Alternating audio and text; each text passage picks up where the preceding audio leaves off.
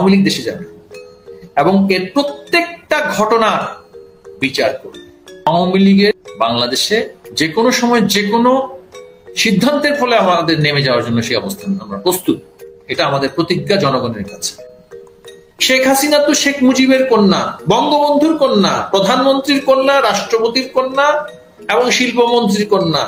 জন্ম বলতে হয়তো বা শুনতে খারাপ শোনাবে, আর সেই রাজ রক্ত নিয়ে জন্ম নেওয়া ব্যক্তি শেখ হাসিনা, তার কাছে কি ক্ষমতা এতই গুরুত্বপূর্ণ যেই জনগণের জন্য তার সারা জীবনের রাজনীতি, তার বাবার মৃত্যু, তার সবকিছু তিনি হারিয়েছেন, সেই জনগণের রক্তক্ষয় হতে থাকবে আর তিনি নিরোর মতন বাঁশি বাজিয়ে ক্ষমতায় বসে থাকবেন, সেই নেতা কি শেখ হাসিনা? কিন্তু আপনি এখন তো বিচার তো দূরের কথা, কথাই বলতে দিচ্ছেন না। এর ফলশ্রুতিতে যেটা হচ্ছে, আওয়ামী লীগ একটি সংবিধান মানা, রাষ্ট্র মানা, আইন মানা রাজনৈতিক দল, তাকে যখন আপনি পরিণত করতে চান একটা আন্ডারগ্রাউন্ড পার্টিতে, এর ফল তো আপনাকে ভোগ করতেই হবে। এই যে একটা গ্যাং যে বাংলাদেশের রাষ্ট্র ক্ষমতা দখল করে নিচ্ছে, এই পুরো গ্যাংকে বিচারের সম্মুখীন করতে হবে এবং এদের কাউকে আমরা ছেড়ে দেব না। এবং এই জন্য ইউনুস ইম্পোর্ট করে পাসপোর্টধারীদেরকে নিয়ে এসেছে, বিদেশি পাসপোর্টধারীদেরকে। স্নাইপার রাইফেল কি বাংলাদেশ আওয়ামী লীগের কর্মীদের হাতে স্নাইপার রাইফেল যাওয়ার কোনো সম্ভাবনা আছে? অবশ্যই নেই। আমি বলবো কেন নেই, কারণ আমাদের আওয়ামী লীগের নেতা কর্মীদের কাছে যে বৈধ লাইসেন্স করা অনেক অস্ত্র তো ছিল নিজেদের আত্মরক্ষার্থে, তারা কেন স্নাইপার রাইফেল নিবে? অবৈধ রাইফেল। স্নাইপার রাইফেল নিয়ে কারা হত্যা করেছে? মাহফুজকে সে উত্তর দিতে হবে, শফিককে সে উত্তর দিতে হবে, এবং এই অবৈধ ইউনুস, খুনি ইউনুস, তাকে সে উত্তর দিতে হবে। খুনি ইউনুসকে উত্তর দিতে হবে সে কতগুলো খুন করার পরিকল্পনা করেছিল, এবং হাজার হাজার যে শব্দটা ব্যবহার করা হচ্ছে সেটা যদি লক্ষ লক্ষ হয়, প্রত্যেকটা খুনের দায়িত্ব হচ্ছে খুনি ইউনুসের। মুগ্ধর ভাই স্নিগ্ধ আমাকে বলছিল যে যখন মুগ্ধ সেখানে বাণী বিতরণ করার পরে সেখানে তারা হেঁটে হেঁটে যাচ্ছিল, হঠাৎ করে বহু একটা উচ্চ দালান থেকে একটি গুলি, এখানে কিন্তু ছড়রা গুলি হয়নি, এখানে কিন্তু উপর্যুপুরি গুলি হয়নি, একটি স্পেসিফিক বুলেট এসে মুগ্ধর মাথায় লাগে এবং সে সেখানে লুটিয়ে পড়ে। এবং তার ভাইয়ের বক্তব্যটা ছিল, এটা ছিল specific killing, it was not injury leading to death, it was a specific target killing. এই টার্গেট কিলিং কে করেছে?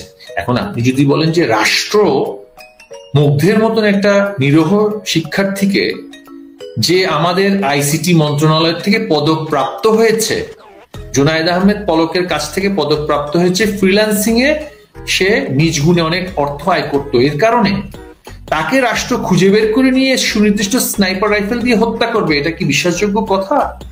নাকি যেই অপরাজনৈতিক শক্তির বিরুদ্ধে মুগ্ধের সেই স্ট্যাটাস ছিল, সেই স্ট্যাটাসের কারণে মুগ্ধকেই হত্যা করতে হবে, এবং হত্যা করে সবচেয়ে বেশি ইমোশন সেখানে আমি মানুষের মধ্যে আনতে পারবো?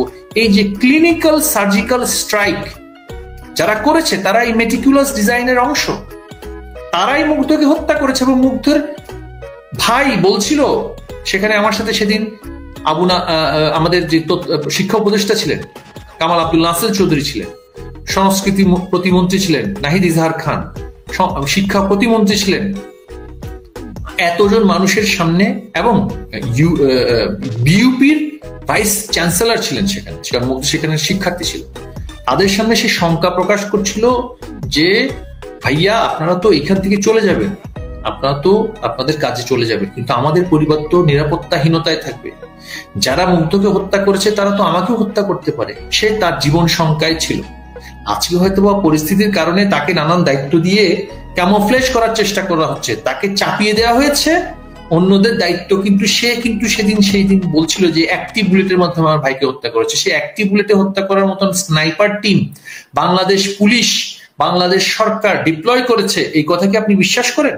আপনি একজন গণমাধ্যম কর্মী, আপনি অনুসন্ধানী, আপনি কাজ করেছেন, আপনি কি সেটা বিশ্বাস করেন? রাষ্ট্র এক মুগ্ধকে হত্যা করে 7.62 গোড়ের গুলি দিয়ে কিন্তু প্রায় 70% মানুষ, মানে 7.62 মানে মিলিটারি রাইফেলের গুলি দিয়ে কাজেই এটা তো পরিষ্কার হওয়া দরকার যে আওয়ামী লীগ সরকার মিলিটারি রাইফেল সহ আইন শৃঙ্খলা বাহিনীকে সেখানে নিয়োজিত করেছিল কিনা, মোতায়েন করেছিল কিনা, এবং মিলিটারি রাইফেল থাকলে তো সম্ভব এক গুলিতে মৃত্যু নিশ্চিত করা।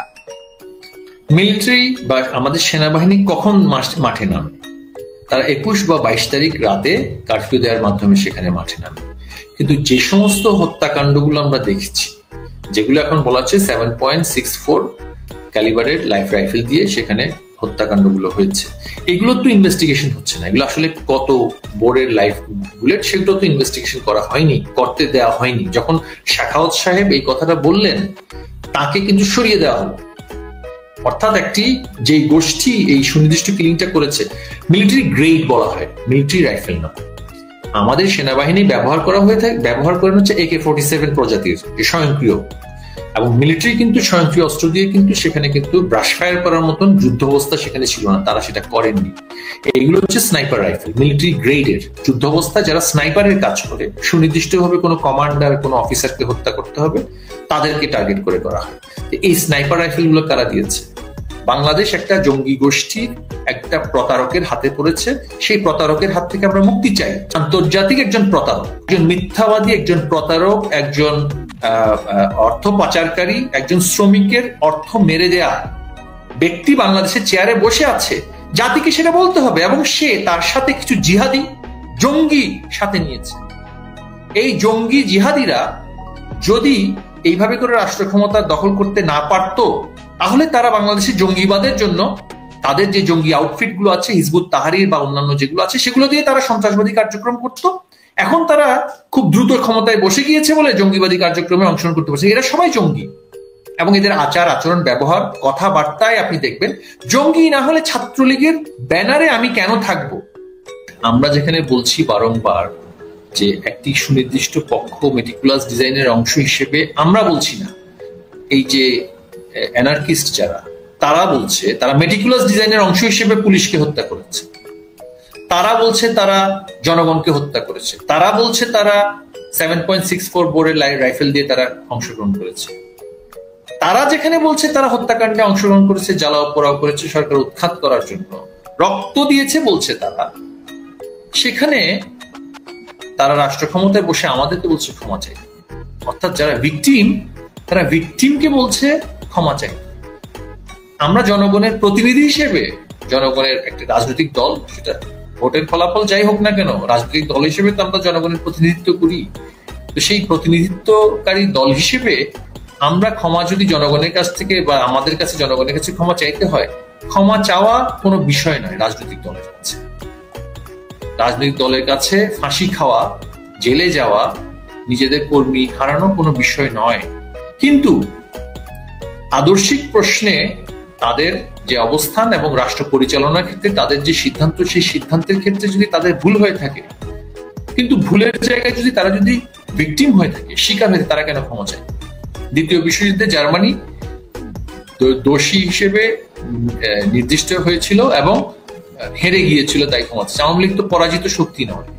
আওয়ামী লীগ কেন এই মুহূর্তে মাঠে সরাসরি প্রকাশ্যে দ্বান্দ্বিক অবস্থানে নামছে না? আপনাকে সেটা বুঝতে হবে। আমি আওয়ামী লীগের একজন কর্মী হিসেবে বলছি, আমরা শৈশব থেকে আওয়ামী লীগকে দেখে এসেছি। আমার নিজের মা বোমা বিস্ফোরণে কিন্তু মারা গিয়েছে। আমার বাবা বছরের পর বছর কারাগারে কাটিয়েছে। আমার বোন এই দলের জন্য আমাদের যে পরিস্থিতি, বিনা চিকিৎসায় ক্যান্সার আক্রান্ত হয়ে চিকিৎসা না পেয়ে সেই যুগে যুগে মরেছে। আওয়ামী লীগের সেই ডেসপারেশন আছে বাংলাদেশে, যে কোনো সময় যে কোনো সিদ্ধান্তের ফলে আমাদের নেমে যাওয়ার জন্য সেই অবস্থান আমরা প্রস্তুত। সেই রিসোর্স আওয়ামী লীগের আছে, কিন্তু সেটার ফলশ্রুতিতে কি হতে পারে? এই দেশটার সৃষ্টি করার পেছনে, এই দেশটাকে এই পর্যায়ে নিয়ে আসার পিছনে শেখ হাসিনার কর্মীগুলো, সরকারটির ভূমিকা কি ছিল না? আওয়ামী লীগের নেতাকর্মীরা কি চায় বাংলাদেশ সোমালিয়া হোক, বাংলাদেশ হাইতি হোক, বাংলাদেশ মিয়ানমার হোক? তারা সেটা চায় না। তাই তারা অপেক্ষা করছে স্বাভাবিক রাজনীতির মাধ্যমে তারা এই সরকারের বিরুদ্ধে যে তারা যদি প্রতিবাদ করার মাধ্যমে, নির্বাচনের মাধ্যমে তারা সের উত্তর দিতে চাচ্ছে। এই যে পালিয়ে যাওয়ার কথা বলেন মহিবুল হাসান চৌধুরী নওফেল, আপনি আপনার বাবার কথা বলছিলেন, মানে চট্টগ্রামের বাংলাদেশের প্রবাদপ্রতিম নেতা মহিউদ্দিন চৌধুরী, আপনি আপনার পরিবারের ত্যাগ শিকারের কথা বলছেন আওয়ামী লীগ রাজনীতির জন্য। কিন্তু আপনি 5ই আগস্টের পট পরিবর্তনের পর তো কলকাতায় চলে এলেন, মানে আপনি বলছেন খুনি ইউনূস পালিয়ে যাবেন, মানে আপনার ভাষায়। হ্যাঁ, তো আপনারা পালালেন কেন? শেখ হাসিনা ভারত চলে গেলেন কেন? তিনি পালালেন কেন? দেখুন, এমন একটা পরিস্থিতি সেখানে সৃষ্টি হয়েছে যেখানে আমাদের প্রত্যেককে হত্যা করে শাহবাগে ঝুলিয়ে দেওয়ার কথা হয়েছে। আমাদের শত শত নেতাকর্মীকে হত্যা করা হয়েছে। যখন এই হত্যাযজ্ঞ শুরু হয়েছে, আমার ঘর বাড়ি জ্বালিয়ে দেওয়া হয়েছে, আমাদের বহু নেতাকর্মীকে হত্যা করা হয়েছে। সেদিনই এক রাতের ব্যবধানে যত হত্যাযজ্ঞ হয়েছে, এমন পরিস্থিতিতে যেহেতু আমার নিজের পরিবার ছিল, আমার দুটো মেয়ে আছে, আমার স্ত্রী আছে, তাদের প্রতি তো আমার ন্যূনতম দায়বদ্ধতা আছে, বেঁচে থাকার দায়বদ্ধতা তো আছে। বেঁচে থাকার প্রয়োজনে, আত্মরক্ষার প্রয়োজনে আত্মগোপনে যেতে হয়েছিল। আমার বাবা মুক্তিযোদ্ধা ছিলেন, সরাসরি ফ্রন্টে যুদ্ধ করেছেন, এক্সপ্লোসিভ এক্সপার্ট ছিলেন।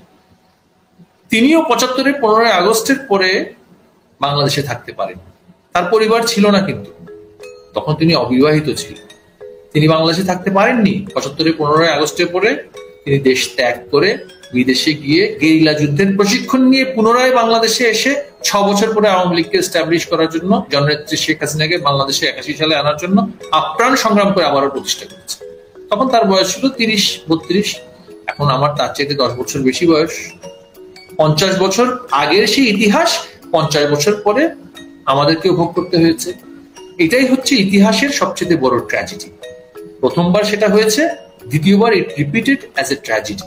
এবং এটাই হচ্ছে, আমি মনে করি, আমাদের সবচেয়ে বড় দুর্বলতা, যে 50 বছর পরে যে এই যে ইতিহাসের পুনরাবৃত্তি হয়েছে ট্র্যাজেডি হিসেবে, সেটাকে আমরা রুখতে পারিনি। সেটাকে আমরা আমাদের রোখার মতন সেই পর্যাপ্ত ব্যবস্থাপনা, সেই পর্যাপ্ত পরিস্থিতি আমরা সৃষ্টি করতে পারিনি। সেটা আমাদের সাংগঠনিক ব্যর্থতাই বলি, প্রশাসনিক ব্যর্থতাই বলি, দূরদর্শিতার অভাব বলি। ব্যক্তি হিসেবে সেটা আমার উপরও বর্তায়, এমন একটি ভয়ঙ্কর নৃশংস খুনি শক্তির বিরুদ্ধে আমাদেরকে যে দাঁড়াতে হবে, সেটা তো আমরা ঘুণাক্ষরে বুঝতে পারিনি। এবং সেটা হয়েছে পূর্বের ইতিহাসের শিক্ষা নিয়ে আমাদের আসলে সেই ধরনের প্রস্তুতি যদি আমাদের থাকতো, হয়তোবা আমরা সেটা এইটাই পর্যায়ে আসতো। আরেকটা বিষয় আমি একটু বলি আপনাকে, আওয়ামী লীগ যদি চাইতো 5ই আগস্টের আগে, যখন 5ই আগস্টে তারা ঘোষণা দিল যে ঢাকা ব্লকেট করবে, তখন সেনাবাহিনী বা অন্যান্য যে সমস্ত বাহিনীগুলোর সাথে আলোচনা করে যে এটা লকডাউন পূর্ণ অবস্থা, এখানে কোনো সহিংসতা নয়, যে এখানে যাতে করে বিশৃঙ্খলা না হয়, সহিংসতা না হয়, এর জন্য ঢাকাকে একটা যেমন লকডাউন করা হয় তেমন লকডাউন প্রচার করা হচ্ছে। এই কুচক্রী গোষ্ঠী প্রচার করছে আমরা নাকি হত্যা করার জন্য নির্দেশ দিয়েছি, বা এই ধরনের উদ্ভট কথাবার্তা বলছে। এগুলো এই ধরনের কোনো আলোচনা ছিল না।